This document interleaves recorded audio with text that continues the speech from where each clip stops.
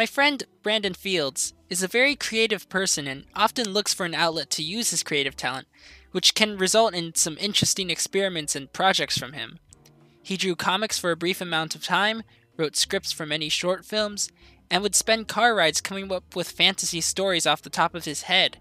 His experience and skill with drawing, storytelling, and animating has led him to release his latest opus earlier this year.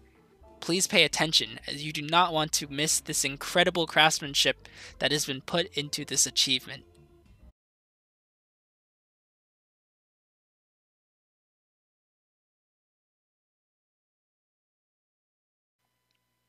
Okay, so I may have overhyped it by a lot. In fact, this isn't what one would expect from someone who is already quite capable at drawing and has previously used animation programs to create his shorts. So why is the animation incredibly amateur with stock GIFs found on the internet? What exactly went wrong? Well, nothing. It wasn't anything to do with deadlines or burnout. In fact, it was most likely exactly what Brandon had envisioned, terrible quality included. And this may seem incredibly stupid, but with closer look into how it turned out this way, we can understand and maybe even respect it a little more.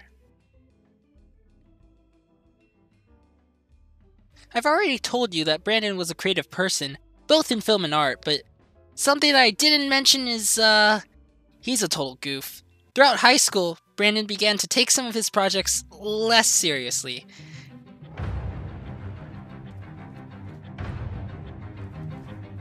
As he was always the creative type that would look for a humorous way to display his work, he would begin to push past the boundaries of conventional school projects.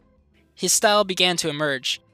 To find out what crazy idea he could submit while still completing the assignment goals and obtaining passing grades. This first began when one of our assignments was to make a video about the physics used in a particular sport. While thinking about what sport we should cover, Brandon changed the wording of it as a joke, and soon we were working on the script for a new video, Physics of Storks. Other projects throughout the year included an MLG montage parody about picking up trash,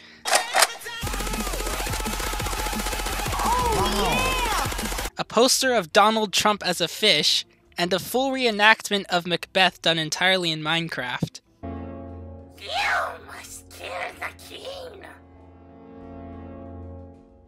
Okie dokie. The goofiness of Brandon is heavily influenced by internet culture.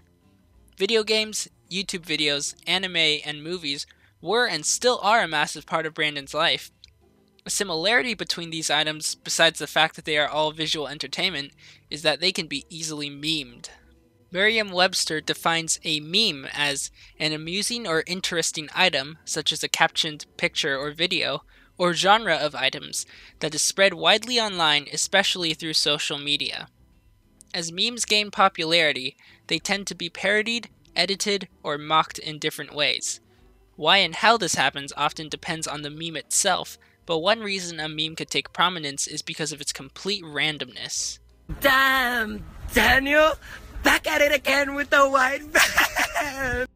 Some memes are incredibly random. There's a certain astonishment that comes out of subversion of expectations when it's done properly. Ooh. Oh yeah, we did it, Uncle Jimbo! Huh? What? Oh yes! Yes! And this inspired a lot of the motifs and jokes in Brandon's Presentation the Movie series. One movie Brandon could have been inspired by is The Bee Movie, a film that he ironically enjoys and is ironically memed. The plot is about a bee going through a life crisis who decides to take his chances and explore the world outside, and when he does so, he falls in love with a human.